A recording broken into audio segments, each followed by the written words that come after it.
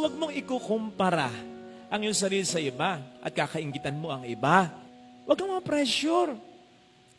If you'll just concentrate on your own face, not on the face of others, makikita mo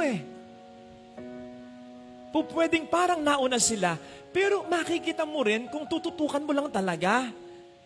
Ito yung sinasabi ko, na yung blessing ng iba, huwag kang magpapanik, huwag kang mag-aalala. Kasi may blessing ka rin, maniwala ka. Hindi nakababawas at lalo tigit, hindi nakakaalis ng blessing mo yung pagkapalan na natatanggap ng iba. Makatatanggap ka rin, makikita mo rin. At kapag natanggap mo, kapag nakita mo na, you'll realize na yung moment na natanggap mo at nakita mo na, speaking of blessing yun talaga yung araw, yung panahon na itinakda ng Panginoon na ito ay iyong maranasan o makita.